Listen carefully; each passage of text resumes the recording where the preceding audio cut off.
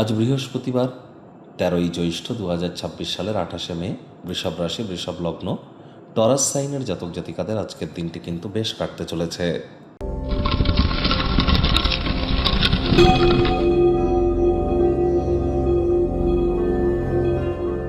ভিডিওটির শুরুতে স্ক্রিনে আপনারা দেখতে পাচ্ছেন বৃহস্পতি গ্রহের বীজ মন্ত্র ওম গ্রাং গ্রিং গ্রং স গুরাবে নমঃ। সকাল দুপুর সন্ধ্যা 3 বেলায় বৃহস্পতির এই বীজ মন্ত্র আপনারা 108 বার জপ করুন, অত্যন্ত উপকৃত হবেন।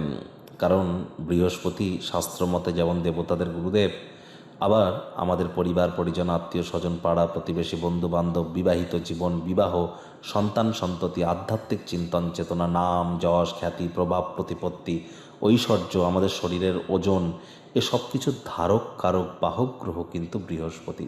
তাহলে নৈসর্গিকভাবে এই শুভ গ্রহ বৃহস্পতি কতটা গুরুত্বপূর্ণ একটি প্ল্যানেট আপনারা বুঝতেই পাচ্ছেন। কথায় আছে, যার বৃহস্পতি তুঙ্গস্থ তার জীবনে অন্য কোনো গ্রহ নক্ষত্র খারাপ থাকলেও সে ব্যক্তির উন্নতি অবধারিত। আর বৃহস্পতির প্রতিকার স্বরূপ বৃহস্পতির এই বীজমন্ত্র জপের থেকে বেটার কিন্তু কিছু হতে পারে না। তৎসত্ত্বেও বলবো, যোগব্যায়াম ধ্যান প্রাণায়ামের সাহায্য নিলে, শারীরিক কসরত করলে বৃহস্পতির মজবুতি বৃদ্ধি পায়। আজ চেষ্টা করুন কোনো মন্দিরে দিনের বেলা ছোলার ডাল আপনার শরীরের ওজনকে 10 দিয়ে গুণ করে তত গ্রাম আপনারা ডোনেট করে দিন বা দান করে দিন। অথবা আজ আপনারা চেষ্টা করুন ফুল্লি সাত্ত্বিক জীবনযাপন গ্রহণ করবার। যারা দীক্ষা নিয়ে আছেন তারা খুব গুরুমন্ত্র জপ করুন, গুরুদেবের সেবা করুন। আর বয়োজ্যেষ্ঠ ব্যক্তিবর্গ, শিক্ষক শিক্ষিকা যারা আছেন, জন্মগুরু, শিক্ষাগুরু, দীক্ষাগুরু সেবারত যদি থাকেন, তাহলে বৃহস্পতির প্রকৃত অর্থে কিন্তু দীর্ঘস্থায়ীভাবে মজবুতি বৃদ্ধি পায় এবং আমরা আমাদের ব্যক্তিগত জীবনকে মহিমান্বিত করতে পারি। আজ ভুলেও ব্লু অর্থাৎ নীল রঙের ড্রেস পরিধান করা থেকে আপনারা বিরত থাকুন।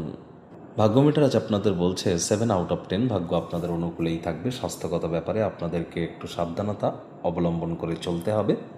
হাই ক্যালোরিযুক্ত খাদ্য খাওয়া এড়িয়ে চলুন। যোগব্যায়াম ধ্যান প্রাণায়ামের সাহায্য নিন। কায়িক পরিশ্রমের কারণে শরীরে ক্লান্তি আপনারা অনুভব করতেই পারেন। ওজন বুঝে ভোজন গ্রহণ করুন। রাস্তাঘাটে সাবধানে গাড়ি ঘোড়া চালান। কোনো প্রকার নেতিবাচক অনুভূতির আশ্রয় ভুলেও যেন গ্রহণ করবেন না। হতাশা কিন্তু আপনাদেরকে গ্রাস করতেই পারে।